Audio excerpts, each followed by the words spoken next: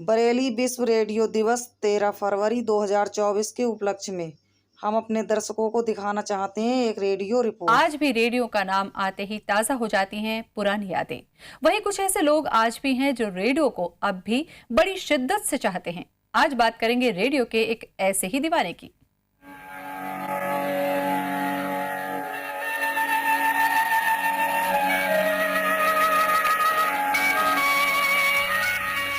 Radio यानी करामात का पिटारा।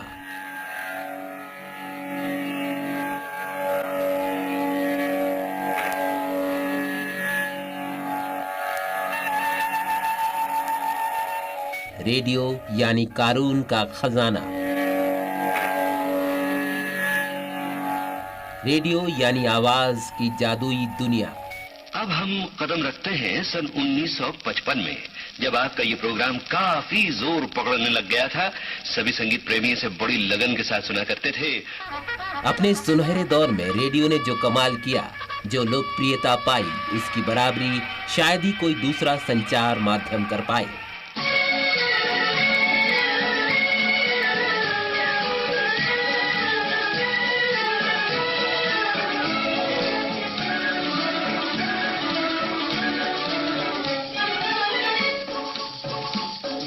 जूता है जापानी, ये पतलून इंग्लिस्तानी, सर पे लाल टोपी रूसी, फिर भी दिल है हिंदुस्तानी। मेरा जूता है जापानी। सूचना, शिक्षा और मनोरंजन की सौगात लेकर जब भी आता रेडियो, लोग कान लगाए बस सुनते रह जाते।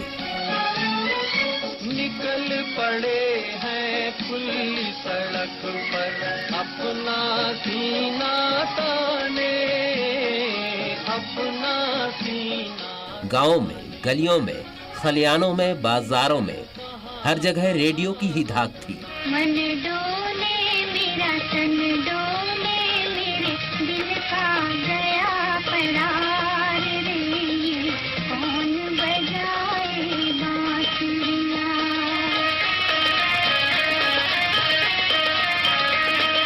मन डोले मेरा तन डोले। रेडियो पर आने वाले फिल्मी गानों की फरमाइशी प्रोग्राम इतने पॉपुलर होते कि हजारों हजार लोग उनको सुनने के लिए जमा हो जाते।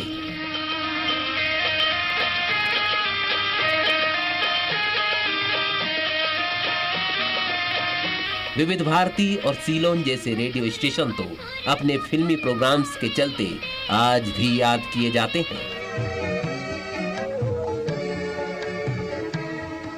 खुशियों के दिन मनाए जा, दिल के तराने गाए जा, तुझको जवानी। आलम ये होता कि दिन की शुरुआत रेडियो के साथ होती, दोपहरी भी रेडियो के संग ही बीतती और रात में जब तक रेडियो ना सुन लिया जाता, नींद ही नहीं आती थी। अभी तो मैं जवान हूँ, अभी तो मैं जवान हूँ, अभी तो मैं जवान हूँ, अभी तो मैं जवान हूँ, अभी तो मैं जवान हूँ, अभी। नए दौर में एफएम के जरिए रेडियो जिंदा तो है, लेकिन लोग अब भी रेडियो के उस क्लासिक अंदाज को याद करते हैं।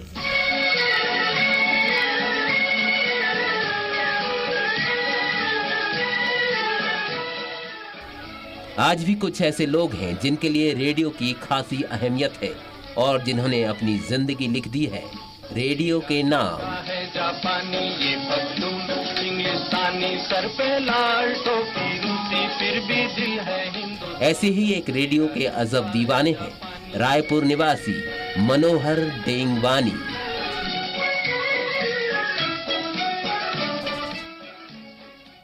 एक अजब दीवाना, गजब उसकी दीवानगी, रेडियो उसकी जिंदगी, रेडियो उसकी बंदगी। एक ऐसा शख्स जिनकी जिंदगी में बीते 42 साल से बस एक ही रंग छाया हुआ है और वो रंग है रेडियो का। आपने लोगों को कई चीज़ों के प्रति दीवानगी जताते हुए देखा होगा। किसी को कॉइन इकट्ठा करना पसंद है तो कोई स्टैम्प कलेक्ट करना चाहता है, लेकिन हमने अपने शहर रायपुर में एक ऐसा दीवाना ढूंढ लिया है जो कि रेडियो के प्रति दीवाना है। इस दीवाने के पास 1, 2 या 3 नहीं बल्कि 100 से ज़्यादा रेडियो हैं, वो भी 1940 ईस्वी से लेकर अभी तक के। चलिए मिलते हैं रेडियो के इस दीवाने से।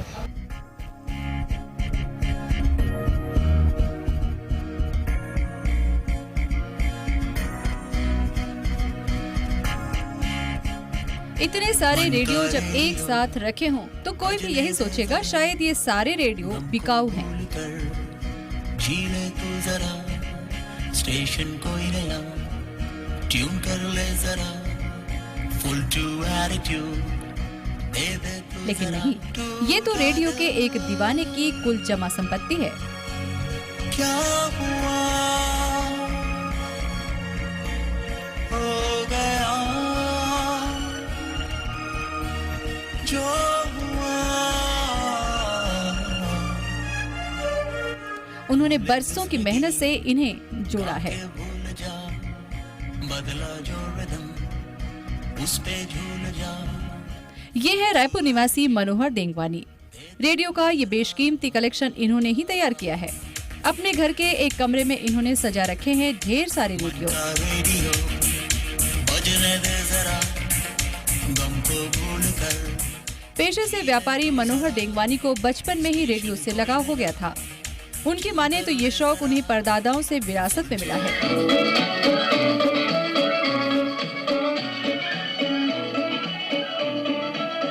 साल दर साल बीतता गया और मनोहर का ये शौक जुनून में बदलता गया। आज उनके पास 1940 से लेकर अभी तक के तमाम रेडियो मॉडल्स मौजूद हैं। हम सिंहासन पर जा बैठे जब जब करे राधे जब। उनके कलेक्शन में 100 से भी ज्यादा रेडियो हैं। दिलचस्प बात यह है कि मनोहर देंगवानी के कमरे में रखे ये रेडियो महज नुमाइश के लिए नहीं है, बल्कि ये सारे चालू हालत में हैं।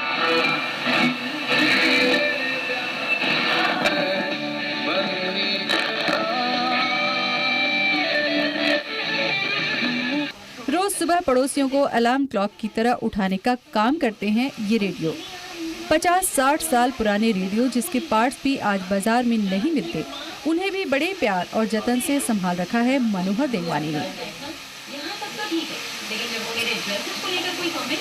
हमारे यहाँ जमा करने का शौक तो 1970 से शुरू हुआ था और लगातार शुरू हुआ। और हमारे दादाजी के समय का रेडियो है, जिसमें इसकी मतलब रेडियो की हर चीज़ की अलग ही खूबियाँ हैं।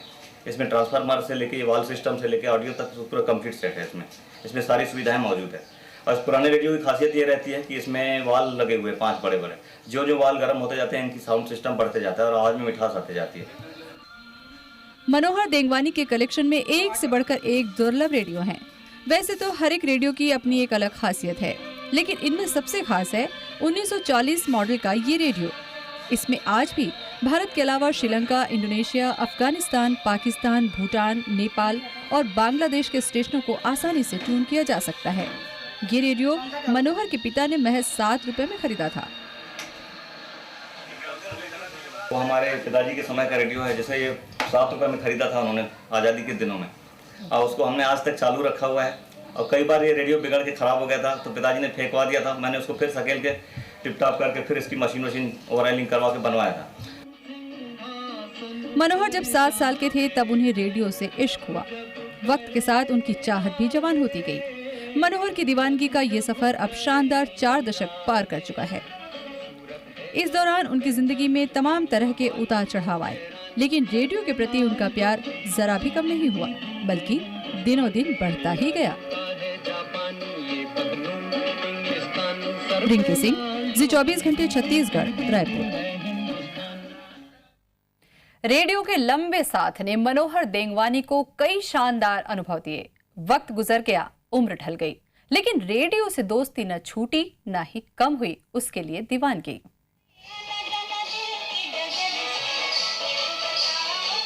करीब 42 सालों से मनोहर देंगवानी की जिंदगी का अहम हिस्सा बना हुआ है रेडियो।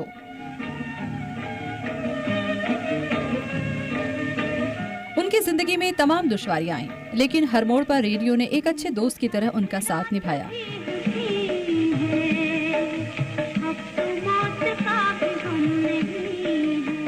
आज भी मनोहर देंगवानी रेडियो से जुड़े अपने अनुभवों को शिद्दत से याद करते हैं। खासकर वो अपने कलेक्शन में मौजूद सबसे पुराने रेडियो की बात करते हुए बेहद भावुक हो जाते हैं। यह रेडियो विभाजन के समय का है, इसलिए इससे बहुत सारी यादें जुड़ी हुई है। हमारे पिताजी लोगों ने, हमारे दादाजी लोगों ने बहुत संघर्ष किया था फिर उसके बाद मंजिलें बार बार बदलती रही, उतार चढ़ाव आते रहे जीवन में, और यह हमारे जीवन का एक यादगार हिस्सा बना रहा। मनोहर के लिए ये मात्र एक रेडियो नहीं है बल्कि पिता का प्यार है, इसलिए आज तक उन्होंने इसे संभाल कर रखा हुआ है।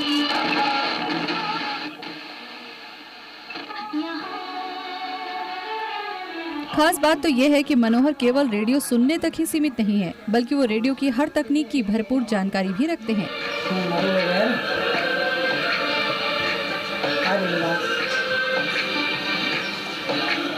किस रेडियो की क्या खासियत है ये उन्हें अच्छी तरह पता होता है।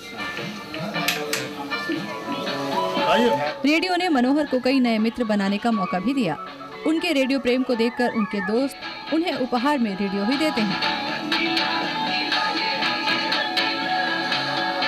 बिल्कुल सही बात है। ये रेडियो ने तो दोस्ती कराया है पूरा भारत को, पूरा यार छत्तीसगढ़ से अलावा पूरा भारत के मिलने के लिए आते हैं। और रेडियो के ऐसा है कि दुनिया है कि अलग परिवार है ये।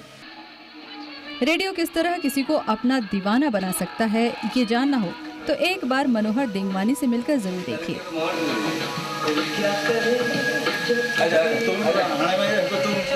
सच तो ये है कि इस शख्स की हर सांस में, इसकी हर धड़कन में बसा हुआ है रेडियो। तभी तो रेडियो चालू रहे न रहे, इनके मन का रेडियो हर वक्त बजता ही रहता है। मन का रेडियो बजने दे जरा, गम को भूल कर जी ले तू जरा। रिंकी सिंह, जी 24 घंटे Chhattisgarh, Raipur. Full to attitude दे दे तू जरा टूटा दिल। वक्त हो चला है एक छोटे से ब्रेक का। ब्रेक के बाद बताएंगे मनोहर के रेडियो प्रेम को लेकर उनके घर वालों का क्या सोचना है। बजने दे जरा, गम को भूल कर जी ले तू जरा, स्टेशन कोई नया ट्यून कर ले जरा।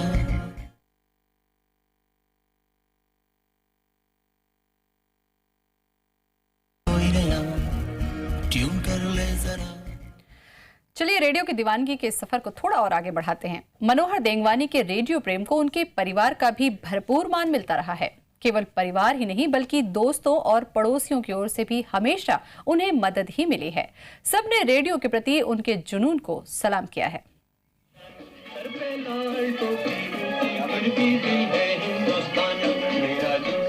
100 से भी ज्यादा रेडियो के कलेक्शन तैयार करना और उसे मेंटेन करना आसान काम नहीं है, वो भी महंगाई के दौर में।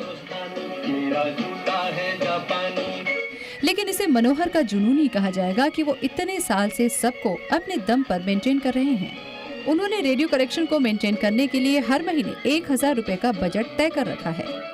नियमित रूप से चलाना पड़ता है, यदि नहीं चलाएंगे तो इसमें कार्बन आ जाती है या वॉल्यूम कंट्रोल खराब हो जाता है या ट्यूनिंग प्लेट में खराबी आ जाती है। इसलिए इसको प्रत्येक रेडियो को लगभग चलाना ज़रूरी है, मतलब हफ्ते में 1 बार या 2 बार चलाना बहुत ज़रूरी रहता है। और यदि नहीं चलाएंगे तो वो फ्रिक्वेंसी जाम हो जाती है, ट्यूनिंग प्लेट जाम हो जाती है, जो कि बहुत सी सरदर्दी काम है। इसलिए इसको नियमित रूप से लगभग मेरा रोज़ से प्रति घंटे में 1 रेडियो सेट बदल जाता है चलाने के लिए। मनोहर देंगवानी हर रोज सुबह 6 बजे उठकर रेडियो वाले कमरे में पहुंच जाते हैं और फिर सबकी साफ सफाई में जुट जाते हैं। साफ सफाई के बाद बारी बारी से हर रेडियो को ऑन करके देखते हैं। सभी क्षेत्रों में भारत अपनी उपस्थिति दर्ज करा रहा है। उनके इस जुनून में उनके परिवार से लेकर मित्र और पड़ोसी सब उनकी मदद करते हैं। जहां जीवन की शुरुआत में पिता मददगार बने तो वहीं शादी के बाद पत्नी और बच्चों से भरपूर सहयोग मिला। आलम यह है कि रविवार के दिन तो पूरा परिवार मिलजुल कर रेडियो वाले कमरे की सफाई करता है। हालांकि शुरुआती दौर में उनकी पत्नी को थोड़ी परेशानी हुई, लेकिन कुछ समय बाद ही उन्होंने भी मनोहर के रेडियो प्रेम को पूरा मान देना शुरू कर दिया। मतलब लगभग 300 रुपये से लेकर 900 रुपये तक खर्चा हो जाते हैं पर मंथ में। तो हम लोग नियमित रूप से, मैं इसका अलग से बजट निकालते रहता हूँ। दुकान से जो भी खर्चा रहता है उसके लिए अलग से निकाल कर रखता हूँ और डेली उसके ऊपर मतलब रख रखाव पर खर्चा होता है। मनोहर देंगवानी के बच्चे भी अपने पिता के रेडियो प्रेम को स्वीकार कर चुके हैं। रेडियो प्रेम के सफर में जारी रहेगा हमारा आज का आगरा का भी सफर। फिलहाल यहाँ रुक जाते हैं छोटे से ब्रेक के लिए।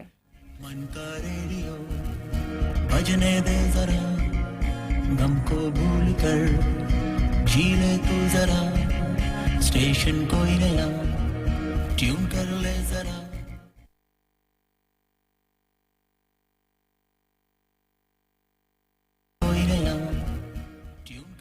रेडियो का साथ मिला तो मनोहर की जिंदगी में इंद्रधनुष के रंग खुलने लगे। रेडियो प्रेमी के रूप में शहर, प्रदेश और देश ही नहीं बल्कि विदेशों तक पहुंच उनकी शोहरत।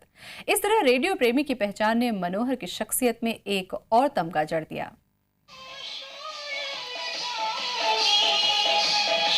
रेडियो से दोस्ती ने मनोहर देंगवानी को मन का चैन तो दिया ही, साथ ही शोहरत भी दी।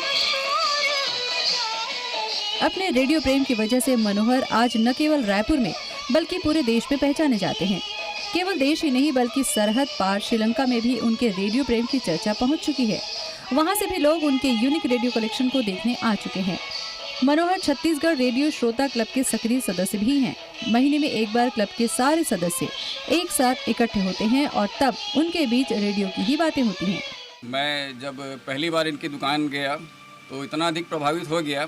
मेरे साथ यादव जी भी थे और इनका कलेक्शन और इनकी रुचि देखकर मुझे ऐसा लगा कि अब इनको छोड़ना नहीं है। इसलिए मैंने अपने छत्तीसगढ़ रेडियो लिसनर्स क्लब में इनको एक सदस्य, एक भाई के रूप में शामिल कर लिया।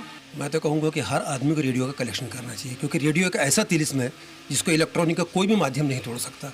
और मनोहर जी खासकर मैं कहूँगा उस पर बधाई के पात्र है जिन्हें इस तिलिस्म को और ज़्यादा मजबूत कर रखा है। अखबारों में भी मनोहर के रेडियो प्रेम ने खूब सुर्खियां बटोरी हैं। समय समय पर उन पर कई लेख छपते रहे हैं। इसके साथ ही रेडियो सिलोन से लेकर आकाशवाणी में भी मनोहर को अतिथि के तौर पर आमंत्रित किया जा चुका है। मनोहर देंगवानी के बारे में ये जुमला अक्सर कहा जाता है कि वो एक ऐसे शख्स हैं जो स्टेशन बदलने के लिए बैंड नहीं बल्कि रेडियो बदलते हैं। हमारी खास पेशकश में आज इतना ही। नमस्कार। मन का रेडियो बजने दे जरा, गम को भूल कर जी ले तू जरा, स्टेशन कोई नया ट्यून